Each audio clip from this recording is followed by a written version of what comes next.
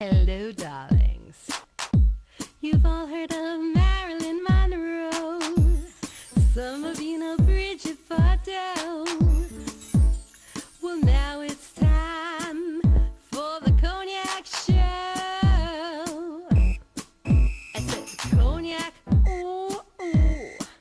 I said Cognac, ooh, ooh, ooh. I'm a bubbly blonde, fabulously dressed to impress. One of a kind girl. I was brought into this world wrapped up in pearls. I love to mingle, though my husband reminds me I'm not single. I meet and greet both the famous and the elite. I ride in limousines, drinking the finest champagne, wearing furs, dazzling diamond jewelry. A girl can't complain. I live the upscale life, dining in the finest restaurants, eating the best caviar for free. And no matter how much I enjoy myself.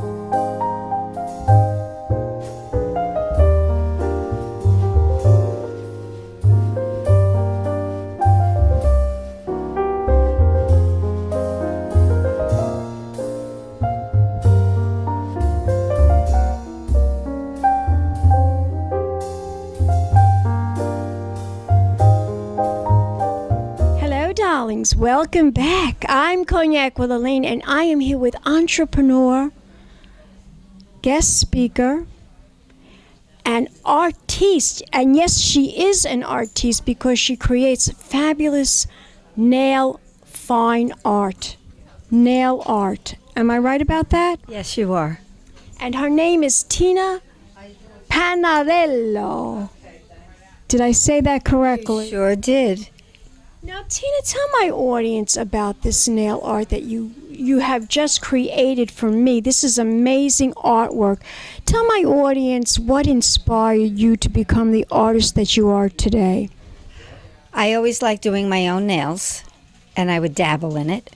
And then finally one day I decided I don't want to dabble anymore. I want to really learn how to do it. Now you were also an actress as well, and before all this started. Tell my audience a little bit about your history and how you got into becoming an artist, a nail artist. Well, when I was first married a couple of years later, I decided to go to college. So I went to the American Academy of Dramatic Arts, graduated with a degree, started a children's theater group, performed off Broadway in several shows. And then I stayed there until I had my son, and I went into another entrepreneurial profession, jewelry. And then that's when I was doing my nails, and I offered my nail art as a hostess gift for the parties that she would give me.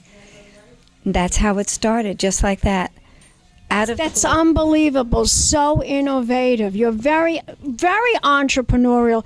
But did you have this love of acting from when you were a little kid? I mean, when did you decide? Was it the acting and the artist? Was that from when you were a little kid, or this just happened out of the blue? This artistic talent that you have. When I was younger, I did perform. I took dancing, I took ballet, I took tap, but I couldn't stay in it. And I performed in high school. And I thought of that, but not really. I would get up in front of anybody and sing and dance and talk. I used to do that too in the doctor's office. Yeah. My parents used to crack up. They said, "Where's this kid? We're going to send her to Hollywood." But you didn't know you were an artist when you were a little kid? You never did any artwork? I did artwork in class. Like, you know when you do a book report, you have to draw the pictures? Well, most people trace the pictures. I just copied them. I didn't trace them. I put the paper on the side, and I would follow the lines from here to here, and that's how I did. I had no idea, but it's in my family, and I never realized it. It's in your DNA, darling. It's in your Yes. DNA. So you have family members that were artists? My uncle was an artist. My father was an artist. He did theater with his siblings. They put theater's background together in Pennsylvania. My mother's family were musicians. Every 13 children, 13 different instruments they played. It's in your DNA. Showbiz and art is in your DNA. So you evolved all of this and created this fantastic business out of being such a fabulous artist and designing fine art for the nails. It's just the most beautiful. Really, the artwork that you did today is just, it's like nothing I've ever seen before. Tell my audience also, besides doing the nail work, you also wrote a book. Tell my audience a little bit about that. My book is called Polished, Filing Away at Life's Truths. I wrote it 4 years ago, and it's done well. But now, unfortunately, the publisher dismantled. So now I'm in the process of putting it back together and republishing it.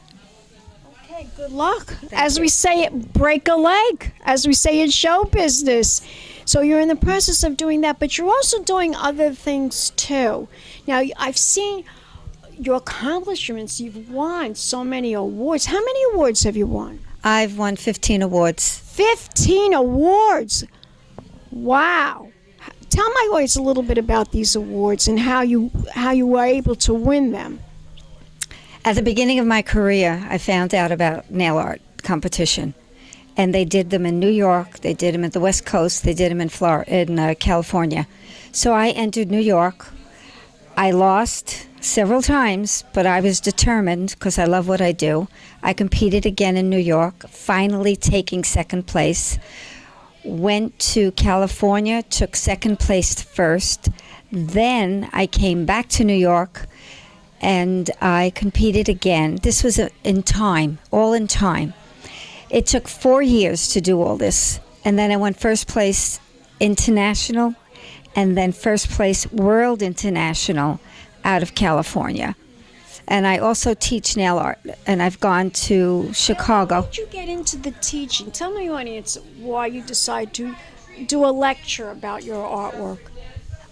I love it so much, Cognac, that I wanted to share it with other people. I want them to get, or hope they get, the same feeling I get by doing nail art. hand-painted nail art. Hand painted. That's exactly the difference of what you do. This is not a stick-on. This is actual hand painted artwork on your nails, which is pretty amazing. It's I've never seen anything so beautiful in my whole entire life. It's really gorgeous, really, really gorgeous.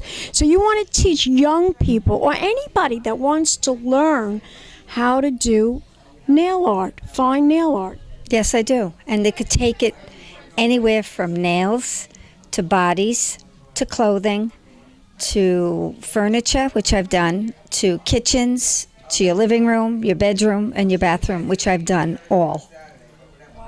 Wow. That's another business altogether, too. That could be another business. You also worked for OPI, which is a huge company, and it's all about nails and nail polish. And OPI that's a huge company. Tell me how you got that job. I did a competition in Long Island for Royal Beauty, and one of their managers was one of the judges, and they watched me like a hawk for 2 hours over my side, 2 of them. Did it make you nervous? No, I got used to doing it. No, not at all. And later on, one of the managers said to me, "Would you like to work for OPI?" And I said, "Are you serious?" That is such And that's Oh my God, OPI, that's like a very prestigious nail company. And it's a very big corporate company. Am I right about that? Yes, it is. I love George Schaefer. He's the one who put it together. The same year I opened my business, he opened OPI. And then I worked for them for 3 years. Wow. What made you stop working for them? Unfortunately, I cannot be around acrylic, the monomer, and I would get sick when I went into. They believe in education. So I would have to do education, even though I was a nail artist and working with paint or nail polish. I had to take their classes. And when I walked into the acrylic class, I lost all the color in my face and I started coughing. So I had to leave. That's not good. Be there. Yeah, I couldn't do it. Now you're working on something new. Something sketch, you said, or? Scratch. Tell my audience what that is all about. Scratch is a company in India, and they are putting together art classes here in America, the United States. And they approached me to do it, and I am now in the process of putting a class together with another young lady out of California who works for Scratch. And hopefully it will be coming out in October, and thereafter we're going to explore going further. Interesting. This is fascinating. Now tell my audience a little bit more about the whole procedure, what they can expect when they come here to get their nails done. And they're going to sit down, of course, you're going to give them a full manicure, but basically tell my audience what is involved right after they step into the salon. Well, hopefully they feel comfortable, because I made it very comfortable to be See, here. it's like a little luxurious office room that you do the nails in. It's, I originally wanted, in my first salon, I made it like a living room. So when you came in, you were comfortable, you would talk, conversation. And then we start doing their nails, and I do a powder gel dip, and we buff them out. There are no odors except a spray to dry the glue. I have no acrylic odors, no gel, no lights. It's all by hand, no drills. It's pretty organic. Yes, pretty much so. And they have a choice of color of any design they want. The sky's the limit. Believe it or not, you're right. I never thought of saying it that way. The sky is the limit. When you come in and you sit down and Tina does your nails, the sky is the limit. Whatever your artistic vision is, or maybe you would like her to have her artistic vision, but whatever your ideas are, she's willing to work with you, which she did with me, because I told her I'm going to Fashion Week and I want my nails to look sort of gold with a little bit of wine, and and she did a fantastic design. She really did. She made every single outfit that I'm going to wear at Fashion Week, it's just going to look perfect. And that's it. The sky is the limit with Tina Panariello. Beautiful. Thank you so much. Yes, you did. Well, you are a fascinating woman, and you have a lot to offer and a lot to teach people, you know, not just about nail art or art in general, just to be yourself and believe in yourself and just to keep doing what you believe in. Am I right? Yes, if you're going to do anything, you have to love it. You have to feel it, you have to believe it, and you have to have faith in it. And I do. I literally love what I do. And that's what's in your book, too. Isn't that what you tell people? Isn't that the advice you tell everyone? I do. I do. My book is my life. And I tell you what I've went through, how I've overcome all my problems. And yes, I did go down that road that you don't want to go any further. Don't let me kid you. But we all go through that heartbreak. Everybody has, you know, a cross to bear. We all have frustrations in life. We all want to do more than what we're doing. It's just human nature. I really think it's just human nature that we all want to do better.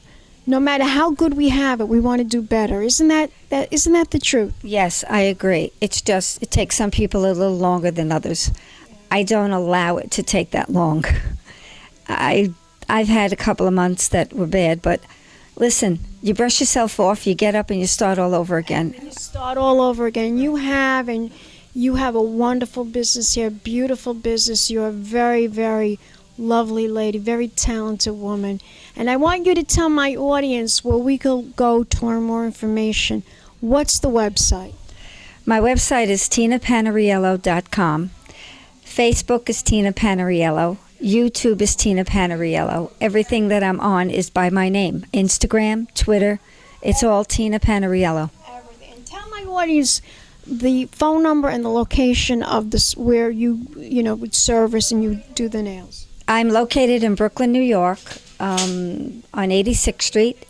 It's 2344 86th Street, and my phone number is 917-582-7602. And I hope you come down. You won't be disappointed. You won't be disappointed. The sky is the limit, darlings, with Tina Panariello.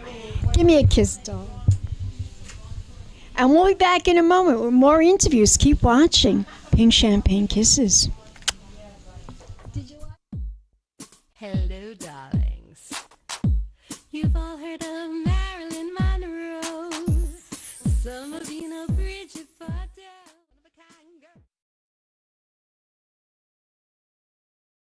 It's been a Crybaby Productions, darlings.